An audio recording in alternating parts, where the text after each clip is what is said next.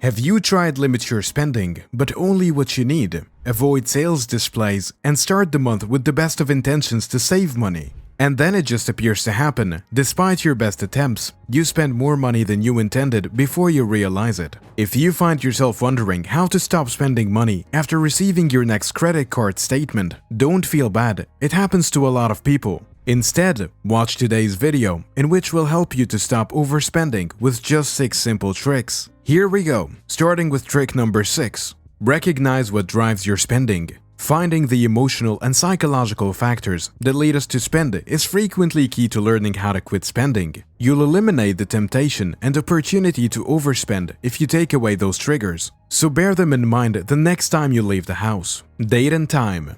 Do you notice that you are more energetic at some times of the day? If so, shop when you're feeling more energized and less anxious. When you're at ease and under less strain, you'll make more sensible financial decisions and think more clearly. Environment.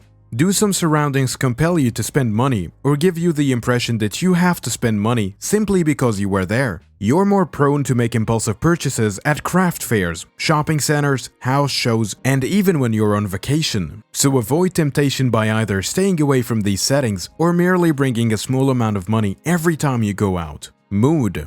Our energy reserves can change depending on our emotion and moods, which increases our propensity for impulsive purchases. For instance, we might look for some retail therapy to help us feel a little bit better if we're sad, stressed out, or anxious. But visit the gym or the park instead of the mall or your preferred online retailer. Your mood will improve dramatically after a walk or from some form of exercise. Other moods can make you shop as though through rose-colored glasses, making everything appear to be a wonderful deal. It is crucial that you recognize the emotions that influence your purchasing habits and devise strategies for avoiding shopping when you're feeling impulsive. Lifestyle. When you unexpectedly experience financial difficulties, it could be challenging to give up a way of life which you are accustomed to. However, you can find yourself in the worst shape if your lifestyle eventually outgrows your means of support and you don't know how to quit going overboard. The easiest way to start living within your means is to create a budget and stick to it. You may have to sacrifice some creature comforts, but it will be worth it when you see your bank balance coming out of the red. Peer influence. Do you often spend more money while you're going out with the pals than you would at other times? Even the best of friends can be detrimental influence on us, particularly if they too have problematic spending habits. It is acceptable to turn down invitations from your pals if you can't afford to eat, shop, or travel like they can. Instead, propose strategies that wouldn't cost you a lot of money. A few cost-cutting ideas to think about include meeting for coffee instead of brunch, going hiking instead of seeing the newest performance, or hosting a potluck meal at home instead of dining out. You won't have the money to indulge in expensive vacations or fancy dinners, but you can still enjoy a fun social life without shelling out a lot of money. Don't be scared to let your friends know that you're trying to spend less. Perhaps they'll help you on your journey, and some may even get on board with you. What's important is that you surround yourself with friends who will support you as you work towards your financial goals. Moving ahead, trick number 5, monitor your expenses. Even the smallest purchases can mount up, and by the time the month is up,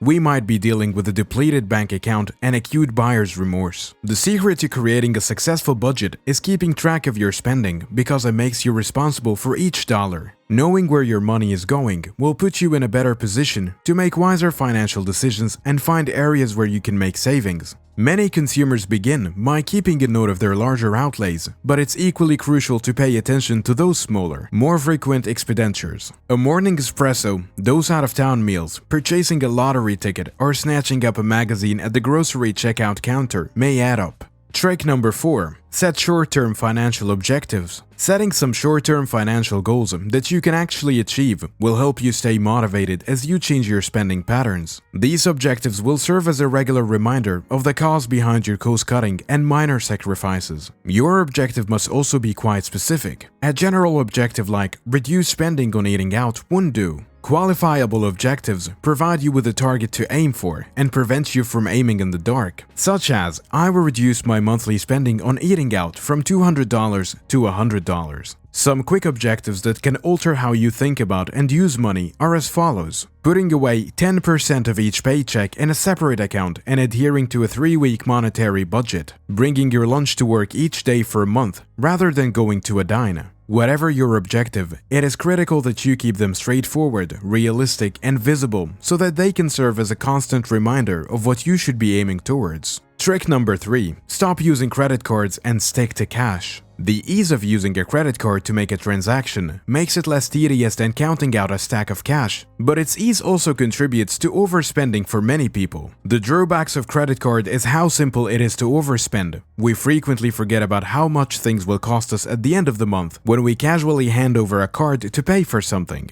When you use cash, you can actually see how much money you have and how much is being spent each time. You're constraining yourself to spend only what you have if you only accept cash payments. Therefore, take a vacation from using your credit cards and attempt to stick to cash-based approach to see if that would help you. Take some cash out according to your budget at the beginning of the week and place it in an envelope that will serve as your ATM for the duration of the week. Draw out a few bills here and there to pay for your purchases. If you run out of cash, you'll need to find a strategy to stretch your funds.